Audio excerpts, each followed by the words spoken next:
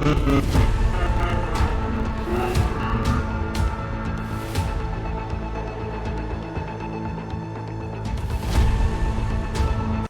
up, Mob Crew? I'm Chris. In today's video, we're going to go over some of the details about Richard Allen and what they took from his home. And also there was a new HLN special last night with some interviews, so we'll go over that and more in today's video. Also, today's missing person case is Libby Grisham, missing from Reno, Nevada. She will be featured at the end of my video, so please stay until the end for that. Thank you so much.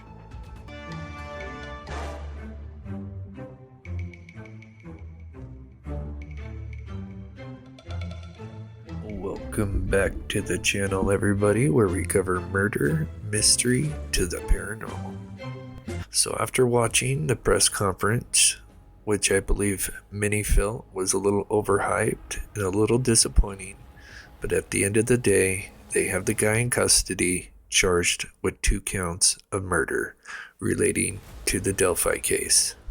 Richard Allen, who since has been arrested, there have been new details about what they may have taken from his home, which they were there for approximately 12 hours.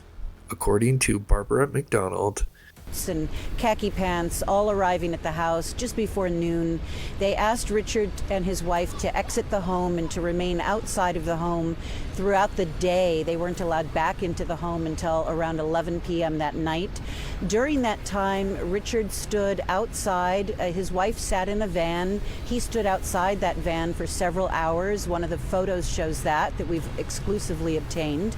Another photo shows him sitting in the van with his wife, with the passenger door open, for another several hours.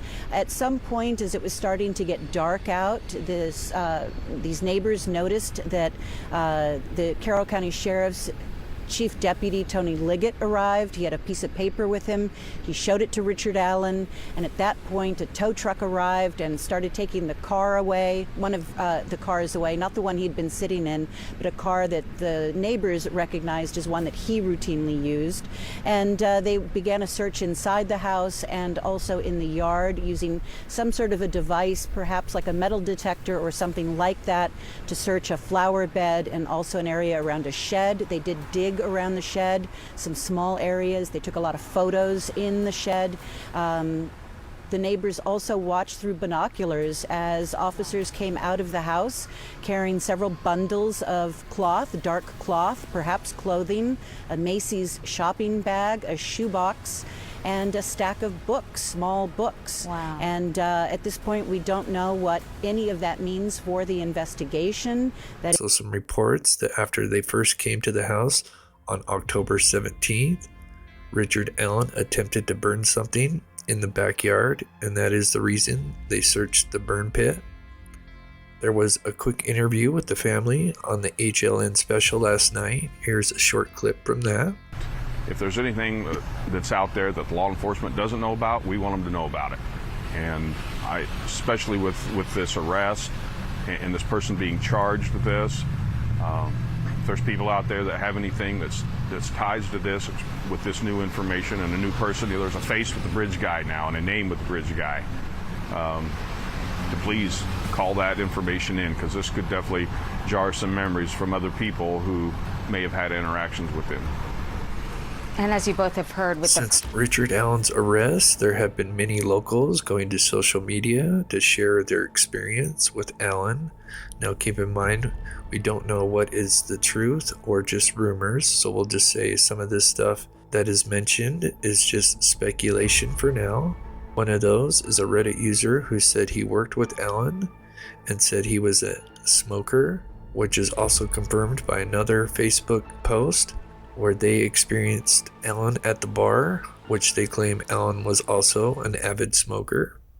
Why I believe this is relevant is that during the search and recovery of Abby and Libby, they did find fresh cigarette butts.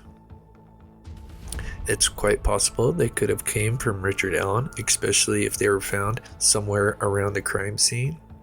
Also, what's eerie is that there was an FBI poster of the BG at the CVS store near the counter where Richard Allen worked, meaning most of the time when he was out, he would be standing near his own wanted poster, either at work or at the JC bar that he frequented. We're still trying to figure out what led law enforcement to Richard Allen, which I'm sure the probable cause affidavit would have that answer and more, but it is sealed for now. But in the press conference, Doug Carter did say they would have a public hearing at some point in relation to it being unsealed, but they did not give a date.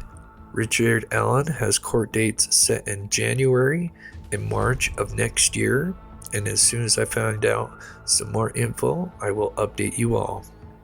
Thank you guys so much for watching. Let me know your thoughts in the comments down below. Please be respectful. I hope you enjoyed today's video. Please smash that like button and subscribe if you're new to the channel. If you'd like to support this channel, please consider becoming a member. Today's missing person case is Libby Grisham, last seen in Reno, Nevada. She is just 13 years old. She went missing in September of this year. She has blonde hair, blue eyes. Please take a close look. Please take care of yourself and be sure to tell someone you love them, and I love you all. Thanks.